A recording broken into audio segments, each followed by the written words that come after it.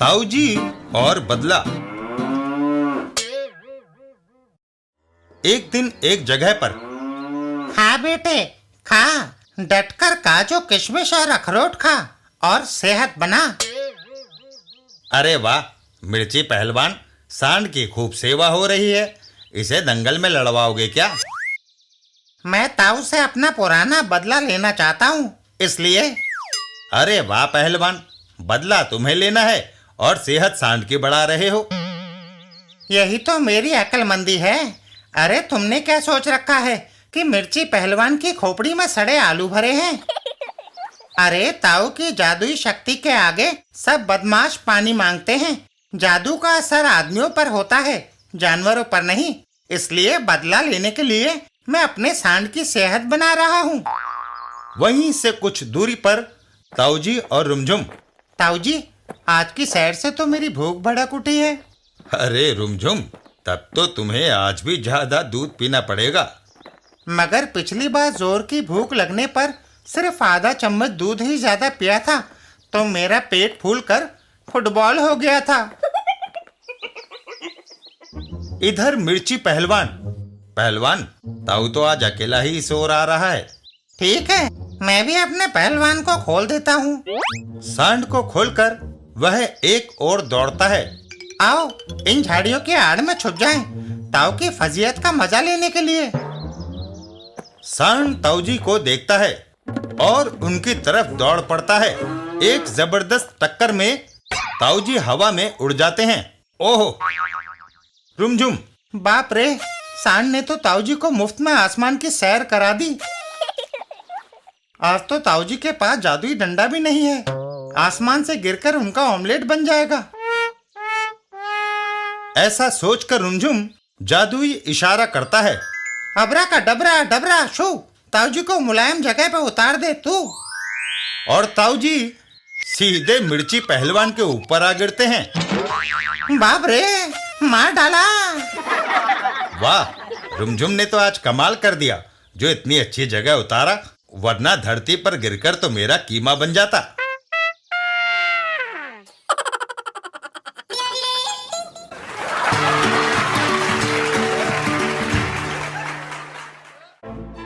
राजन इकबाल और ब्लैकमेलर का हत्यारा।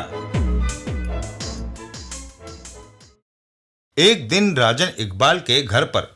इकबाल, तुम जानते हो कि मामा जी देर से पहुंचने वालों को सख्त नापसंद करते हैं। इसके बावजूद भी तुम अभी तक लड़कियों की तरह श्रृंगार कर रहे हो, जबकि हम पहले ही आधा घंटा लेट हो चुके हैं। तुम तो ऐसे हड़बड़ा रहे हो जैसे देर से पहुंचने पर वो हमें फांसी चला देंगे। लो, हो गया तैयार, चलो अब। लेकिन तभी उफ, इस कमबख्त को भी अभी टनटनाना था। चलो हम चलते हैं, बजने दो घंटी। अरे जहां आधा घंटा लेट हो चुके हैं, वहां 1 मिनट और सही, क्या पता कोई जरूरी बात करना चाहता हो। लेकिन रिसीवर उठाते ही दूसरी ओर से पीड़ा युक्त कराह के साथ आवाज उभरी। हेलो इकबाल। पुलिस स्टेशन, मैं यहाँ मर रहा हूँ, मेरी हत्या कर दी गई है। राजन, गड़बड़, शायद किसी ने पुलिस स्टेशन का नंबर डायल किया, लेकिन गलत नंबर डायल करने से हमारे टेलीफोन से उसका संबंध स्थापित हो गया। इतना कहकर इकबाल वापस रिसीवर कान पर लगाता है। आप कौन हैं? कहाँ से बोल रहे हैं? मैं केशव सिंह, हिल्टन रोड, बंगला नंबर 24 से। जल्दी आइए, मैं मर। यानी किसी ने केशव सिंह नाम के इस व्यक्ति की हत्या कर दी है। हत्यारा शायद उसे मृत समझकर भाग गया होगा। हत्तक को पुलिस स्टेशन टेलीफोन करने का मौका मिल गया। हेलो हेलो, प्लीज बोलिए, हत्यारा कौन है? ओह, लाइन चालू है राजन, लेकिन उधर से कोई आवाज नहीं आ रही। मैं इंस्पेक्टर बलबीर अंकल को यह सूचना दे रहा हूँ। ठीक है इकबाल, मैं गैरेज से मोटरसाइकिल बाहर निकालता हूँ। शायद हम पुलिस से पहले घटना स्थल पर पहुंचकर उस व्यक्ति की कोई मदद कर सकें। और अगले 1 मिनट बाद राजन इकबाल हिल्टन रोड की ओर मोटरसाइकिल दौड़ा रहे थे। Hilton road. इकबाल, यही है हिल्टन रोड का बंगला नंबर 24। राजन, मोटरसाइकिल अंदर ले चलो। वह दोनों मोटरसाइकिल अंदर पार्क करते हैं। अगर कोई दरबान चौकीदार या अन्य कोई नौकर चौकर होता तो मोटरसाइकिल की आवाज सुनकर बाहर आ गया होता। घर के अंदर इकबाल, ये डाइनिंग हॉल है। सब कुछ व्यवस्थित है, साफ सुथरा है। सीढ़ियां चढ़ते ही यह पहला दरवाजा है, पहले इसे खोलना चाहिए। वह एक बेडरूम था और अंदर एक लाश पड़ी थी। ओह, ये तो मर चुका है। देखते हैं, शायद सांस चल रही हो। राजन उस आदमी का मुआयना करता है। इकबाल, नब्ज गायब है, यह मर चुका है। टेलीफोन पर मुझसे बात करते करते ही मर गया था ये। देखो, टेलीफोन का रिसीवर अब भी इसके हाथ में है। हत्यारा कोई ताकतवर आदमी था। देखो, उसने सीने में मुठ तक धंसा दिया है चाकू। और यहाँ संघर्ष का कोई निशान भी नहीं है राजन। हत्यारे ने संभवतः धोखे से नपातुला वार किया था, वरना इसने संघर्ष जरूर किया होता। इकबाल, पुलिस के आगमन से पहले ही हमें इसके बेडरूम का मुआयना कर लेना चाहिए। और वह दोनों आसपास मुआयना करने लगते हैं। राजन, ये क्या है? टोपी किसकी हो सकती है? यह मैली सी टोपी, कोई मजदूर, कुली या फिर घरेलू नौकर? तभी वातावरण में पुलिस सायरन की आवाज गूंज उठी। राजन, आ गए इंस्पेक्टर बलबीर। जो चीज जहां जिस हालत में पड़ी है उसे उसी हालत में वहीं पड़े रहने दो इकबाल। इंस्पेक्टर बलबीर, अरे तुम पहले ही यहाँ पहुंचे हुए हो। आए तो ये सोचकर थे कि आपसे पहले यहाँ पहुंचकर शायद इसकी कुछ मदद कर सकें। लेकिन ये तो हमारे आने से पहले ही स्वर्ग सिधार चुका था अंकल।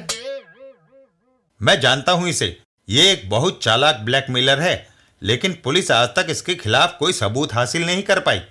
और मैं पहले भी 2 बार इस ब्लैकमेलर से मिलने यहाँ आ चुका हूँ।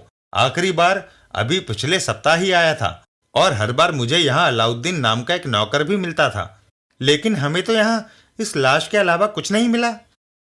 अंकल, यहाँ आप अलाउद्दीन नाम के जिस नौकर से मिले थे, क्या वो सिर पे टोपी लगाता था? हाँ, जालीदार गोल टोपी लगाता था वह। इसका मतलब ये टोपी उसी नौकर की है? हाँ, ऐसी ही मैली सी टोपी लगाए रहता था वो अलाउद्दीन। लेकिन ये टोपी यहाँ कैसे पहुंच गई? और अंकल, क्या मृतक शादीशुदा था? नहीं, शादी तो नहीं की इसने, लेकिन सुजाता नाम की एक युवती को अक्सर इसके साथ घूमते फिरते होटलों तथा नाइट क्लब में देखा गया है। सुनने में यह भी आया है कि यह उस सुजाता नाम की लड़की से शादी करने वाला था। तभी दरवाजे पर एक व्यक्ति इंस्पेक्टर बलबीर की बात के जवाब में बोलता हुआ प्रकट हुआ। आपने सही सुना था, इस शैतान ब्लैकमेलर ने दर्जनों दूसरी लड़कियों की तरह सुजाता को भी शादी का झांसा दिया था। झांसा? जी हाँ, शादी का सपना दिखाया था उसे। इसने सुजाता की भी कुछ आपत्तिजनक तस्वीरें कैमरे में कैद कर ली थी। सुजाता को उन तस्वीरों का पता चला और उसने केशव से तस्वीरें मांगी तो केशव ने तस्वीरें लौटाने से इनकार कर दिया। कहा कि अगर यह तस्वीरें चाहिए तो 50,000 रुपया मुझे दे दो। और आज कुछ देर पहले मैंने सुजाता को बाहर जाते देखा, तब तक वह बौखलाई हुई थी। आपकी तारीफ, और यह भी कि आपने सुजाता को कहां से देखा? मेरा नाम कवलजीत है, सामने वाला बंगला मेरा ही है।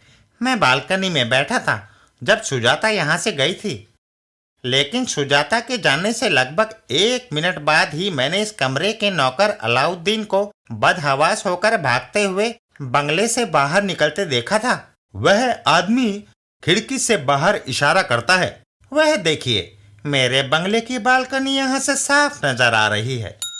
तभी नहीं। साहब, क्या हुआ साहब को? इसी बीच वह आदमी टीवी के ऊपर से कुछ सामान उठाता है।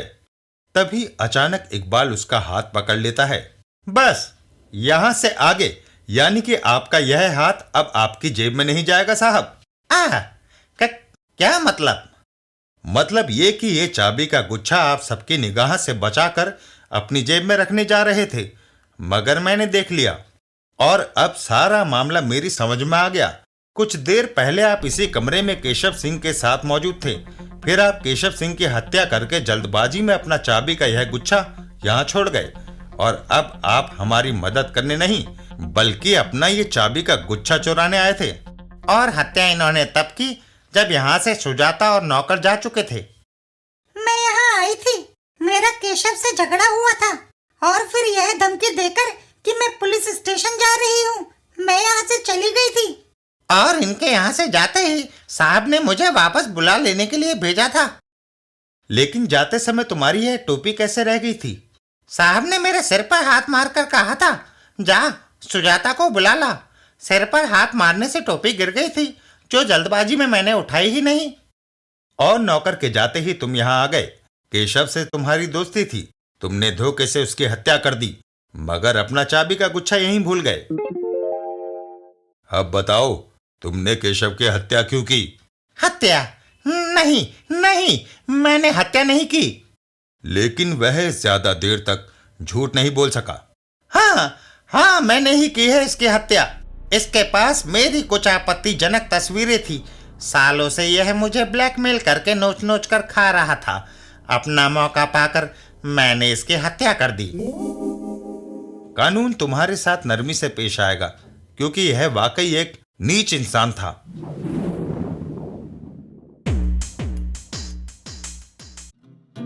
पिकलू और छुट्टी का दिन। एक दिन पिकलू के घर पर 6 दिन दफ्तर में कड़ी मेहनत की, आज छुट्टी का दिन है, सारा दिन आराम करूंगा। तभी पिकलू बिस्तर से उछल पड़ता है। आए पिंको, मेरे भाई, शोर मत करो, मुझे आराम करने दो। भैया, कल मेरा पॉप म्यूजिक का कंपटीशन है, मुझे रिहर्सल करना है। यह सुनकर पिकलू गुस्से में घर से बाहर निकल जाता है। जिस घर में संगीतकार हो, उस घर में आराम कहाँ? एक खुले मैदान में। यहाँ खुले मैदान में घास पर आराम किया जाए, यहाँ कोई डिस्टर्ब करने नहीं आएगा। तभी पिकलू चौंक जाता है। आए, एक सांप उसे हवा में उठा लेता है। अरे बाप रे! और पिकलू वहां से दौड़ लगा देता है। किसी दूसरी जगह जाना चाहिए जहाँ सांप का बिल न हो। बड़ा आया। दूसरी जगह पर। ये जगह अच्छी रहेगी, पेड़ की ठंडी छांव में सारा दिन सोऊंगा। और पिकलू पेड़ से पीठ लगाकर सो जाता है। तभी एक मधुमक्खी पेड़ की कोटर में से बाहर निकलती है और पिकलू के इर्द गिर्द चक्कर काटने लगती है।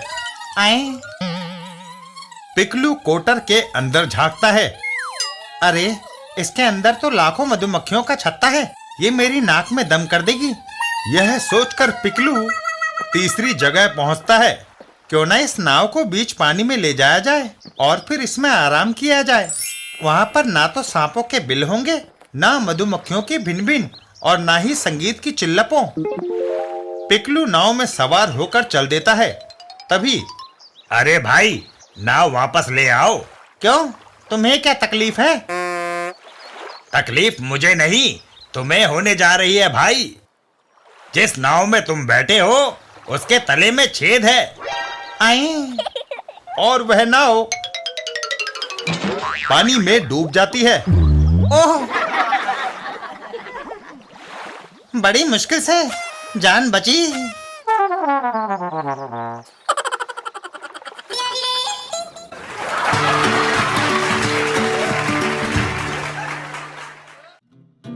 रुमझुम और दिल। उठाई गिर घोंचू शिकार की तलाश में। इधर रुमझुम। तुम जियो हजारों साल, साल के दिन हो 50,000। ओहो। उठाई गिर घोंचू। अरे, रुमझुम बक्से में क्या ले जा रहा है? जरूर कोई कीमती चीज होगी, क्यों ना मैं इसे हथिया लूं? यह सोचकर वह दीवार की तरफ को बढ़ता है। वह इस नुक्कड़ से ही गुजरेगा। और वह दीवार के पीछे छुपकर रास्ते पर केले का छिलका डाल देता है। अब आएगा मजा। इधर बेखबर रुमझुम। ओ, तुम जियो हजारों साल, साल के। अचानक रुमझुम का पांव केले के छिलके पर पड़ता है। अबे बच गए। और वह फिसल जाता है। ओह, आई! उठाई गिर घोंचू। वह रहा बक्सा। वह बक्से को उठाकर भाग लेता है। यहाँ से भाग लूं। कुछ क्षण बाद अरे, बक्सा गायब है। छिलका बक्सा हथियाने की चाल थी। तभी रुमझुम के कानों में एक आवाज पड़ती है। हाय, मरा सांप। रुमझुम आवाज की दिशा में बढ़ता है। आवाज झाड़ियों से आई है। देखूं माजरा क्या है। झाड़ियों के पीछे। हाय, अरे ये इसकी चालाकी थी। खिलौना देखकर ही बेहोश हो गया। ताऊजी ठीक ही कहते हैं, चोर और उचक्कों के दिल बड़े कमजोर होते हैं। हाय।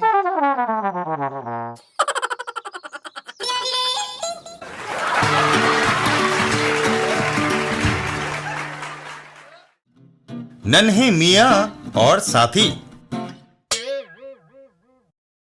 एक दिन नन्हे मियाँ के घर पर। क्या बात है नन्हे मियाँ, आज बहुत गुस्से में हो। आज सारा दिन मेरे साथ खेलने के लिए कोई साथी नहीं मिला पापा। तो इसमें गुस्सा होने की क्या बात है, हर समय तो कोई साथी नहीं मिलता। वैसे भी कभी कभी अकेला खेलने की आदत डालनी चाहिए। यह सुनकर नन्हे मियाँ बाहर की ओर इशारा करते हैं। लेकिन पापा, शीशा तो अकेला नहीं खेला जा सकता ना, हैं?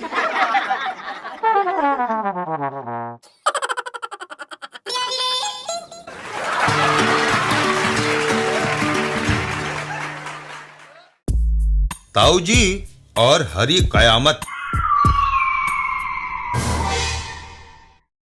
दुष्ट जादूगर भैरव सिंह बदले की आग में जल रहा था। वह ताऊजी को खत्म करने के लिए कोई अचूक तरकीब सोच रहा था। उसने जादू की महान किताब खोली और उसे पढ़ने लगा। मैं तेज सिंह को नहीं छोड़ूंगा, वह मेरे हाथ से बच नहीं सकता। फिर उसने जादू किया और तब ताऊजी का पुतला प्रकट हुआ। तेज सिंह और ताऊजी जी चाहता है तेरे पुतले को अपने बदले की आग में जलाकर राख कर दूं। वह ताऊजी के पुतले को मैदान में ले आया। मैं तुम्हारे पुतले से एक बड़ा काम लूंगा कि तुम सोच भी नहीं सकते। और एक पत्थर पर उसने पुतला खड़ा कर दिया। लो, यहाँ खड़े रहो, मैं अब तुम्हें अपना कमाल दिखाऊंगा, महान जादूगर। भैरव सिंह ने जादुई इशारा किया और तब वहां हरे रंग के दैत्य पक्षी प्रकट हुए। इसे पहचान लो, ये शकराल का जादूगर तेज सिंह है। इसे जहां कहीं भी देखो उठा लाओ, ये मेरा सबसे बड़ा शत्रु है। आकाश में इतना ऊंचा उड़ो कि तुम्हें कोई देख न सके, फिर अपने शिकार को देखकर उस पर बिजली की तरह टूट पड़ो। चलो, एक बार करके देखो। हरे दैत्य पक्षी आकाश में ऊंचाई तक उठते चले गए, फिर मुड़कर नीचे की ओर गोता लगाया। दूसरे ही पल ताऊजी का पुतला उनके पंजों में था। मेरी मेहनत सफल हो गई। ले जाओ इसे आकाश के आखिरी छोर पर और फिर फेंक दो नीचे। ऊंचाई पर पुतला ले जाकर उन पक्षियों ने नीचे फेंक दिया और देखते ही देखते जमीन से टकराकर पुतले के टुकड़े टुकड़े हो गए। यह देख भैरव सिंह खुशी से चीख पड़ा। मेरा प्रयोग सफल रहा, अब वह बच नहीं सकता। टूटे हुए पुतले का सर हाथ में उठाकर पवित्र शकराली संदूक का वारिस महान जादूगर तेज सिंह उर्फ ताऊजी। इतना कहकर उसने बेहद घृणा से पुतले का सिर हवा में उछाल दिया। हटाओ मेरे सामने से अपनी मनहूस सूरत। जाओ, टूट पड़ो उस दुष्ट पर हरी कयामत बनकर। जाओ मेरे शेरों, जाओ, मिटा दो उसे। तेज सिंह को खत्म किए बिना वापस मत आना, वरना तुम्हारी आत्माओं को मैं अंधेरे नरक में बंद कर दूंगा। उधर रुमझुम लगभग भागता हुआ घर वापस आया था। ताऊजी उस समय ध्यान लगाए बैठे थे। संसार की रचना करने वाले, मैं तेरी उपासना करता हूं। तमाम शक्तियां तेरी ही दी हुई हैं, उनकी रक्षा कर। तू ही सबकी मौत और जीवन का मालिक है। हम सबको एक दिन तेरे पास ही लौट कर आना है। तू महान है। तभी रुमझुम ने अंदर प्रवेश किया। ताऊजी, नगर में बड़ा हंगामा मचा है। लोग अपने घरों में छुपकर बैठ गए हैं। क्या हुआ रुमझुम? तू बहुत घबराया हुआ लगता है। हरी कयामत ताऊजी। ताऊजी, मैंने अपनी आंखों से देखा है। हरे रंग की किरणें आकाश से बिजली की तरह गिरती हैं और सफेद धोती कुर्ता पहने किसी भी आदमी को उठाकर आकाश में बहुत ऊंचाई पर ले जाती है और फिर उसे नीचे फेंक देती है। मैंने उनका पीछा करना चाहा, मगर मेरी शक्ति जवाब दे गई। उनकी गति मेरी गति से कई गुना अधिक थी। पलक झपकते ही आंखों से वह ओझल हो गई। ताऊजी ने रुमझुम को सम्मोहित किया। सो जाओ रुमझुम और मुझे दिखाओ तुमने क्या देखा। चित्र उभरता है और उसमें एक व्यक्ति दिखाई देता है। तभी एक हरे रंग की आंधी उस व्यक्ति को उड़ा कर ले जाती है। बचाओ, बचाओ! रुमझुम उसका पीछा करता है। बचाओ! ओह, मैं पकड़ नहीं पाऊंगा। जागो रुमझुम, मैंने देख लिया है कि तुमने क्या देखा था। जल्दी से सफेद रंग के कपड़े पहन लो, मैं रंगीन पहनता हूं। हम मैदान में चलकर हरी कयामत का इंतजार करेंगे। जल्दी चलो। रुमझुम और ताऊजी ने अपने कपड़े बदले। आओ, जल्दी आओ रुमझुम, मैं मानसिक तरंगों से गति अवरोध बनाकर देखूंगा कि वह क्या है। ताऊजी रुमझुम को लेकर मैदान में आए। ताऊजी ने चलते चलते अपने चारों ओर मानसिक तरंगों को दूर तक फैलाया। तुम आगे बढ़ते रहो रुमझुम, मैंने चारों ओर मानसिक कवच बना दिया है। तभी मानसिक तरंगों ने ताऊजी को सचेत किया। अरे, ये तो हरे रंग के पक्षी हैं। ताऊजी ने जादुई डंडे को छोड़ा। डंडा तुरंत जाल में बदल गया और दूसरे ही पल सारे पक्षी उस जाल में कैद हो गए। पक्षियों को लिए हुए जाल नीचे गिरा। रुमझुम, ये रही हरी कयामत, इन्हें लेकर चलते हैं। मानसिक शक्ति से पता लगाएंगे कि ये कहां से आए हैं। उधर भैरव सिंह जादुई गोले में सब देख रहा था। हाय, मेरी ये योजना भी असफल हो गई। उसने सबको पकड़ लिया। ओफो! भैरव सिंह ने जादू किया और वह धीरे धीरे धुएं में बदलने लगा। तू बहुत चालाक है तेज सिंह, तेरे पास महान शक्तियों का भंडार है। इससे पहले कि हरे पक्षियों की मानसिक तरंगों से तू मुझे खोज सके, मैं यहाँ से जा रहा हूँ। मगर याद रखना, मैं तुझे छोड़ूंगा नहीं। मैं फिर आऊंगा तुझसे बदला लेने।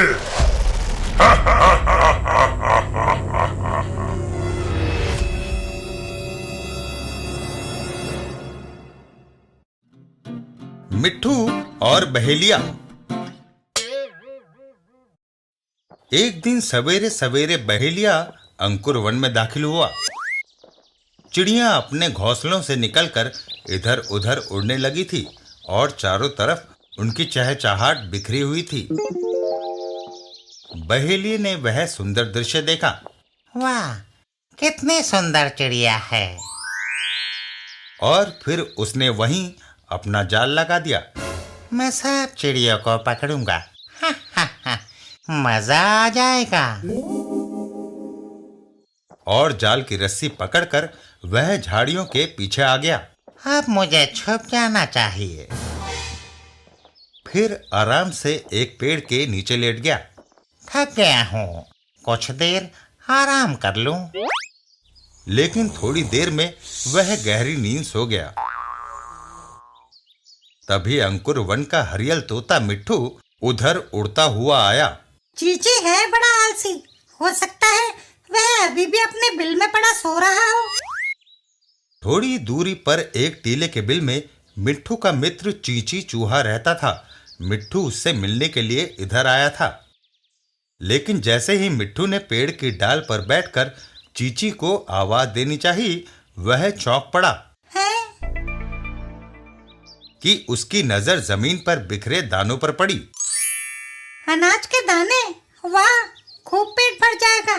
चीची आ जाए तो मिलकर खाएंगे।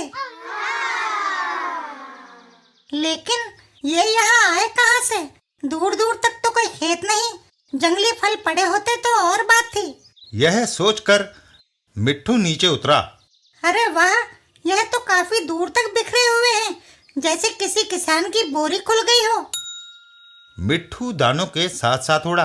हैं? यह क्या? अनाज के दाने तो इस जाल तक बिखरे हैं। ओह, तो ये बात है।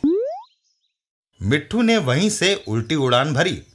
जरूर बहेलिया भी यहीं पास छुपा होगा। मुझे तुरंत कुछ करना चाहिए। बेगुनाह चिड़ियों को पकड़ कर ले जाएगा। आज मेरे मित्र चीची का कमाल देखने को मिलेगा। और मिट्ठू सीधा अपने मित्र चीची के बिल के सामने एक पेड़ की डाल पर जा बैठा। चीची, चीची, मित्र कहाँ हो? जल्दी बाहर आओ।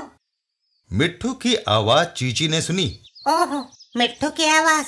आता हूँ मित्र। चीची बाहर आया। क्या बात है मिट्टू, आज तुम बड़ी देर में आए, कहाँ रह गए थे? मेरी बात गौर से सुनो चीची।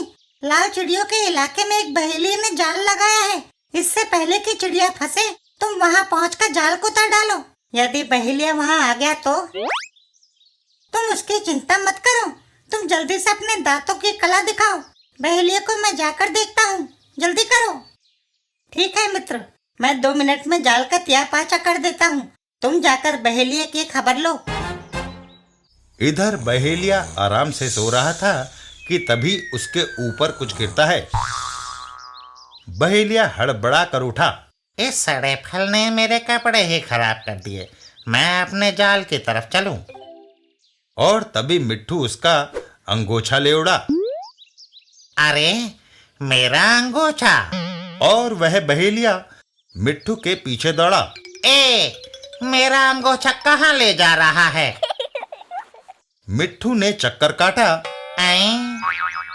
और बहेलिया उसके पीछे भागता रहा। अचानक मिट्ठू गायब हो गया। बहेलिया भी बुरी तरह से थक चुका था। गायब? ले गया मेरा अंगोछा। हाय, थका मारा दुष्ट ने। कोई बात नहीं, ले जा। मैं दूसरा अंगोछा ले आऊंगा। लेकिन याद रखना बेटा, एक बार मेरी जाल में फंसना, तेरी चमड़ी उधेड़ कर नमक मिर्च लगाकर छोड़ूंगा। औलादे भी गंजी होंगी। और जब वह उसी स्थान पर आया जहां जाल लगा था। हाय, मेरा जाल! उसे ये क्या हुआ? मैं तो बर्बाद हो गया।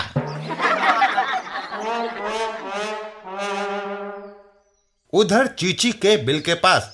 कहो चीची, कैसी रही? ये अंगोछा तुम्हारे काम का इनाम। रख लो, काम आएगा। बहेलिया तो अब इधर आने का नाम नहीं लेगा।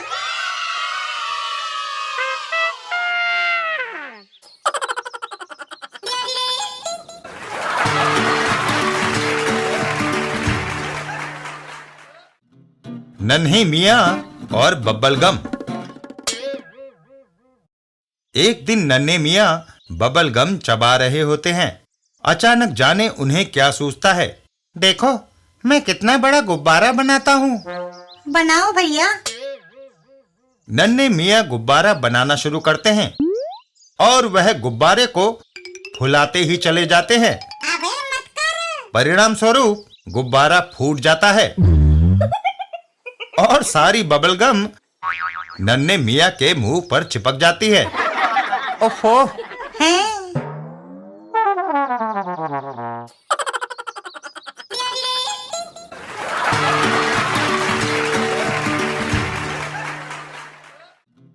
मीकू बना डॉक्टर।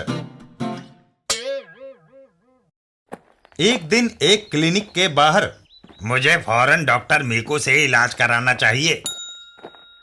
क्लिनिक के अंदर। डॉक्टर, मुझे बड़ी तकलीफ है। क्या हुआ? कमर में दर्द, गर्दन में दर्द। कमर और गर्दन में दर्द कैसे शुरू हुआ? शेरू ने डंडे से मेरी मरम्मत कर दी। मैंने उसे कुछ कड़वा बोल दिया था। यह सुनकर मीकू उसको दवाई देता है। ये लो गुड़, रोज सुबह गर्म पानी के साथ थोड़ा खा लिया करो, सब ठीक हो जाएगा। गुड़? गुड़ भी भला कोई दवाई है? इससे तुम्हारे मुंह का कड़वापन दूर होगा, मीठा बोलोगे और पिटाई कभी नहीं होगी। यह सुनकर वह चल देता है। ऐसा इलाज मैंने ना कहीं देखा ना कहीं सुना। रास्ते में जंबो काका, किधर जा रहे हो? कान में दर्द है, डॉक्टर मीकू के पास जा रहा हूँ। क्या डॉक्टर साहब क्लिनिक में नहीं है? है तो सही, मगर इस डॉक्टर का इलाज करने का ढंग ही कुछ अलग है। वह दवाई की जगह गुड़ देता है। यह सुनते ही जंबू काका क्लिनिक की ओर दौड़ते हैं। गुड़ मुझे तो बहुत अच्छा लगता है, मैं पूरी बीड़ी खा सकता हूँ। क्लिनिक के अंदर। कहो जंबू काका, कैसे आना हुआ? कान में दर्द है, गुड़ दोगे ना? मीकू आरी उठा लेता है। नहीं, कान काटना पड़ेगा। काटना पड़ेगा?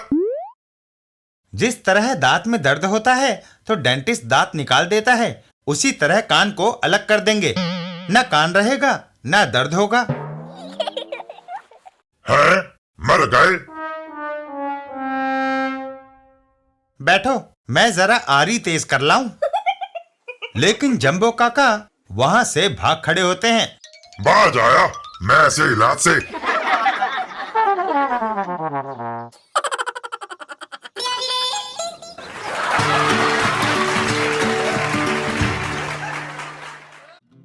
पिकलू और शीशे का घर। एक दिन एक जगह पर। अरे रंपो, तू तो मकान के अंदर से बैठा भी बाहर से दिखाई दे रहा है। ढोंडो, मैंने ये शीशे का घर बनाया है। इसके अंदर रखी हुई हर चीज बाहर से दिखेगी। अरे हाँ, ये तो सचमुच बड़ी लाजवाब चीज है। मैं इस नायाब चीज के बारे में सब दोस्तों को बताता हूँ। थोड़ा आगे जाने पर। ढपोर, रंपू ने शीशे का मकान बनाया है, उसके आर पार सब कुछ दिखता है। ढोंडो, तुम्हें इतनी जोर से ये नहीं कहना चाहिए था। क्यों? ये बात झंडू गेंडे ने सुन ली है। जिस तरह लोगों को पान खाने का शौक होता है, झंडू को शीशे तोड़ने का शौक है। वह देखो, उसने मेरे मकान की खिड़कियों के शीशे टक्कर मार मार कर तोड़ रखे हैं।